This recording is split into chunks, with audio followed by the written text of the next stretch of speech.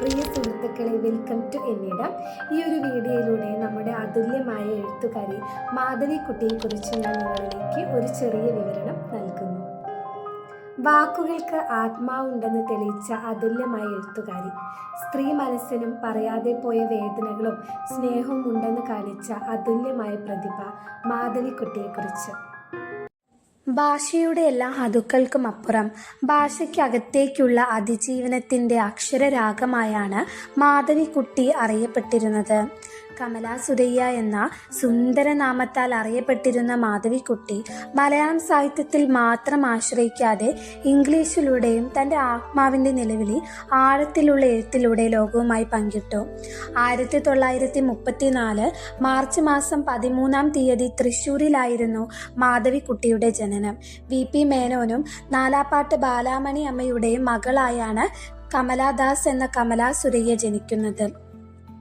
കഥകൾ, നോവലുകൾ, ആത്മകഥകൾ, കുറിപ്പുകൾ, ലേഖനങ്ങൾ, കവിതകൾ എന്നിവയിലെല്ലാം വ്യാപിച്ചൊരു സർഗ പ്രതിഭയായിരുന്നു മാധവിക്കുട്ടി. 1950 പുഴ വീണ്ടും ഒഴുകി എന്ന ചെറുകഥ എഴുതിയതു മുതൽ തൂലികാനാമമായി മാധവിക്കുട്ടി എന്ന പേര് സ്വീകരിച്ചു.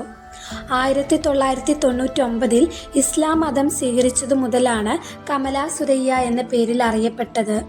1965 തണുപ്പ് എന്ന ചെറുകഥയ്ക്ക് കേരള സാഹിത്യ അക്കാദമി അവാർഡ് കമലാ സുരയ്യയെ തേടിയെത്തുന്നു. 10 കഥാസമാഹാരമാണ് മാധവിക്കുട്ടിക്കായി ഉള്ളത്.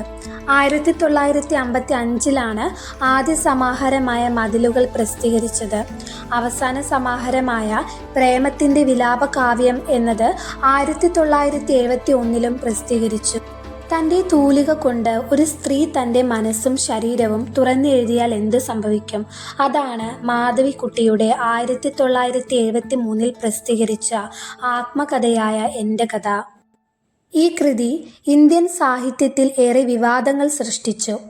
സ്ത്രീവാദ ചിന്തകളെ ശക്തമായി മുന്നോട്ട് വെച്ച ഈ ആത്മകഥ ഒരു സ്ത്രീയുടെ ആന്തരിക ലോകത്തേക്കുള്ള ഇരുണ്ട അതേസമയം സുന്ദരമായ യാത്രയാണ്. സാർവത്രികമായി സ്ത്രീകൾ അനുഭവിക്കുന്ന മാനസിക സംഘർഷങ്ങൾ, പ്രണയത്തിൻ്റെ വിചിത്രമായ കലയുടെയും സ്വാതന്ത്ര്യത്തിൻ്റെയും അഭിലാഷങ്ങൾ എല്ലാം ഓർമ്മകളുടെ ശില്പവുമാക്കി അവൾ ഈ കൃതിയിൽ പകർത്തി. സ്ത്രീക്ക് എഴുതാൻ ബുദ്ധിമുട്ടാണെന്ന് ധരിച്ചിരുന്ന സമൂഹത്തിലായിരുന്നു അനായാസകരമായി എണ്ണം പറഞ്ഞ നോവലുകൾ മാധവിക്കുട്ടി എഴുതി തീർത്തത്. സ്വന്തമാക്കണമെന്ന് ആഗ്രഹിക്കുന്നവയെ സ്വന്തമായി വിടുക, തിരിച്ചു വന്നാൽ നിങ്ങളുടേതല്ലെങ്കിൽ മറ്റാരുടെയോ എന്നത് മാധവിക്കുട്ടി എഴുതിയത് ഇന്നത്തെ കാലത്തും സഞ്ചരിക്കുന്ന ഹൃദയസ്പർശിയായ വാക്കുകളാണ്. ജീവിതം എന്നതൊരു അന്വേഷണമാണോ? നമ്മളിലെ നമ്മളെ തന്നെ തിരിച്ചറിയാനുള്ള അന്വേഷണം. അതായിരിക്കാം മാധവിക്കുട്ടിയുടെ ജീവിതം. ആമി, കമല, കമലാദാസ്, മാധവി, കമലാ സുരയ്യ എന്ന പേരിലൂടെ തിരയുകയും സൃഷ്ടിക്കുകയും ചെയ്യുകയായിരുന്നു. ലാളിത്യത്തിൻ്റെയും ഗൗരവത്തിൻ്റെയും താളത്തിലൂടെ നീങ്ങുന്ന മാധവിക്കുട്ടിയുടെ ഭാഷ പൊളിച്ചെഴുത്തിൻ്റെ, സത്യാന്വേഷണത്തിൻ്റെ ഒരു പര്യായമായി മാറി. സ്വതന്ത്രമായ വ്യക്തിത്വത്തിൻ്റെയും ലജ്ജയില്ലാത്ത ആത്മാവിൻ്റെയും പ്രതീകമായി ഈ എഴുത്തുകാരി.